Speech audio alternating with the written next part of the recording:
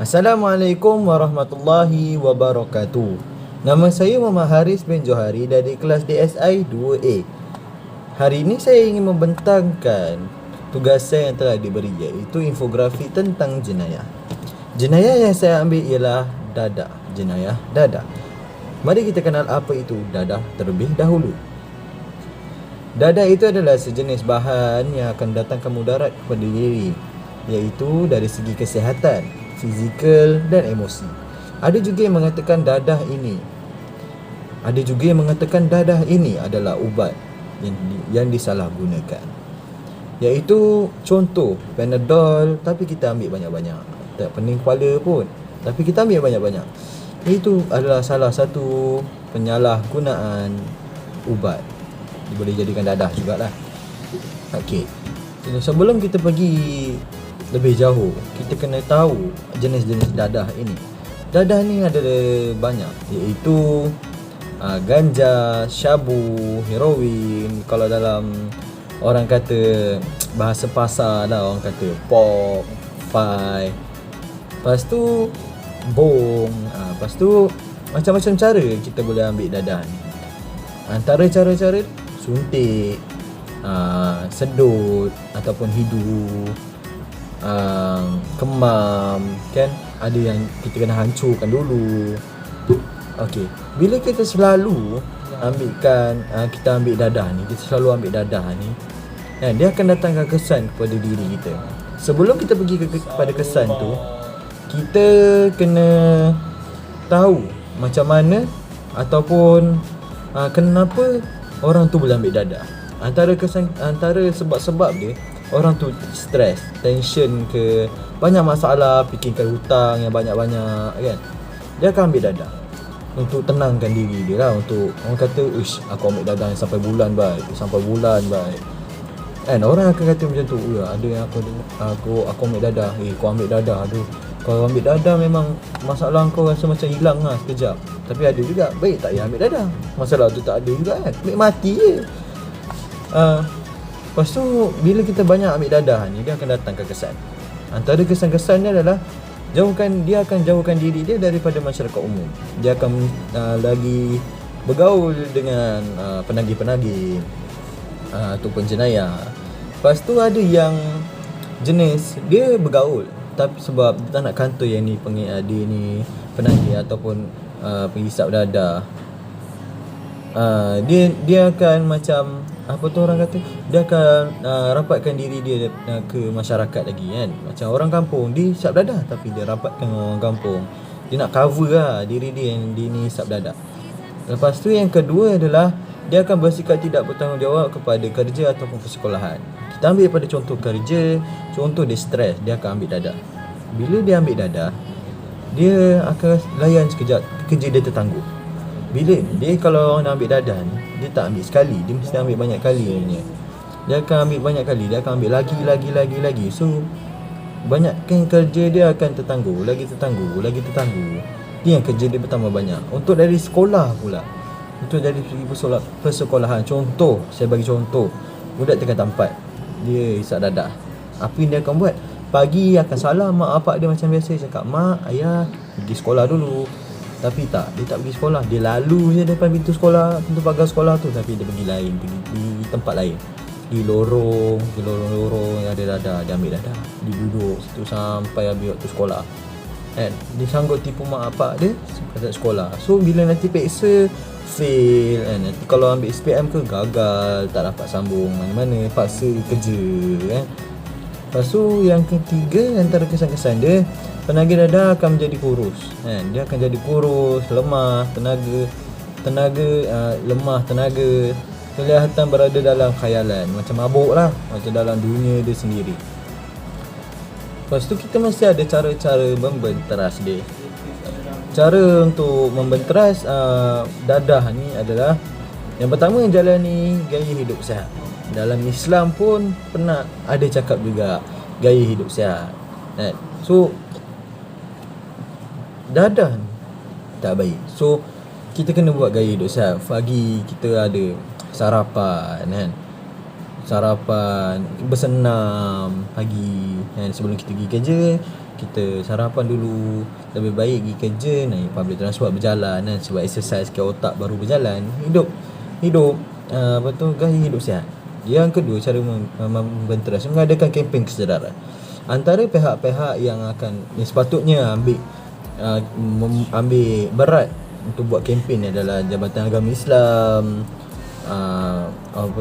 Jabatan Pendidikan. Kalau contoh Jabatan Agama Islam, buatlah kempen kesedaran untuk anak-anak muda. Sekarang banyak kes memang anak-anak muda dia akan daripada kecil dia akan bawa ke tua lah dia punya perangai penagih dia tu. So buat kempen kesedaran untuk anak-anak muda, bagi dia tarbiyah, bagi dia didikan agama yang cukup, ilmu yang cukup untuk bimbing lah, bagi ada pegangan agama yang cukup untuk dia tak jadi penagih dadah, untuk dia tak ambil dadah. Ajar dia bahawa Allah tu ada. Apa yang kau nak, kalau kau susah, kalau apa-apa, Allah tu ada. Minta je kat Allah, dengan cara usaha tu kau kena ada. Yang kedua, ibu bapa hendaklah memberi didikan yang cukup. Daripada kecil, maksud dia macam buluh kan. Kita kena tentukan daripada kecil. Kalau dah besar, lagi susah kan nak kendurkan dia kan, lagi tegang kan. Daripada kecil kita kena pupuk anak-anak kita. Contoh, kalau saya dah kahwin ke awak semua dah kahwin, awak kena ada kena didiklah anak awak dengan pegangan agama yang betul. Contoh, bagi dia didikan agama yang betul, didikan akademik yang betul, supaya dia boleh fikir dengan lebih jelas. Yang paling penting didikan agama lah. Kalau kita Islam, kalau orang Islam memang kena bagi. Sebab Islam pun tak bagi ambil benda ni. Dalam Quran memang tak ada cakap pasal dadah, memang tak ada. Cuma dalam Quran ada sebut tentang jangan ambil benda yang memudaratkan diri sendiri. Ibu bapa memang kena ambil barat kat pasal ni. Ibu bapa lah paling penting sebenarnya. Yang kedua baru pihak atasan untuk memantapkan lagi benda ni. Lepas tu, kalau tengok dari segi saya punya poster ni, ada tulis 392 pelajar ditahan kena kes dadah. Pelajar baru masih tengah belajar lagi dah ambil 142 polis positif dadah. Sedangkan polis sendiri yang selalu tahan pasal kes-kes dadah ni pun ambil juga. Kena ambil juga. Sebab yelah tertagih kan, stres. Yang lagi pelajar perempuan tingkatan 3 ditahan bersama dadah. Dia tingkatan 3 dah ambil dadah. Macam saya bagi contoh tadi tingkatan 4. Ni tingkatan 3 perempuan pula tu. Dunia ni dunia ni semakin tua lah, kiamat pun dah nak dekat. So banyak bertaubat. Lepas tu kalau kita tengok graf carta statistik penagih mengikut gender 2012 hingga 2016 semakin meningkat.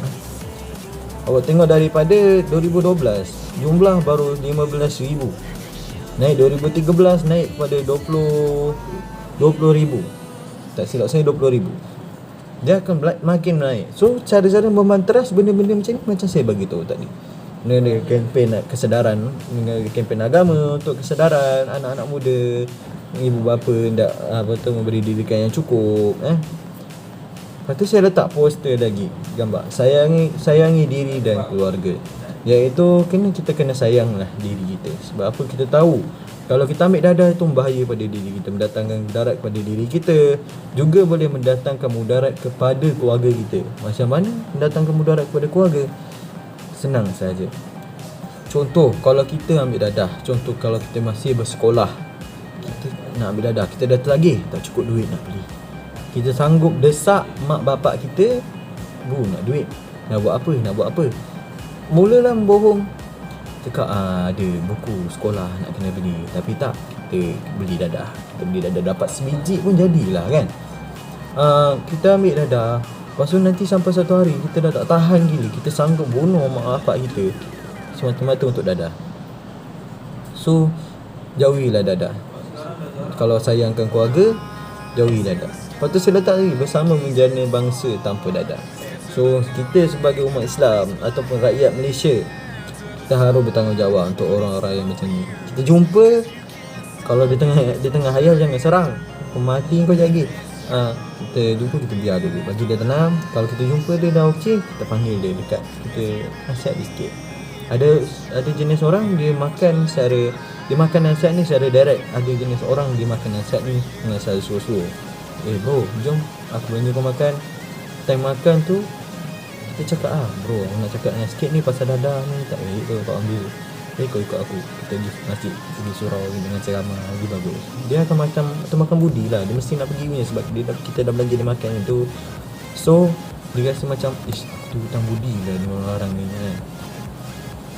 Itu saja daripada saya. Lepas tu sebelum tu, dalam hadis ada hadis daripada riwayat Abu Sa'ad bin Malik bin Sinar Al-Khudri radhiyallahu an, bahawa Rasulullah SAW sabda, jangan bahayakan diri dan janganlah bahayakan orang lain. Hadis riwayat Malik. Hadis sahih, hadis riwayat Malik. Itu saja daripada saya. Sekian, terima kasih.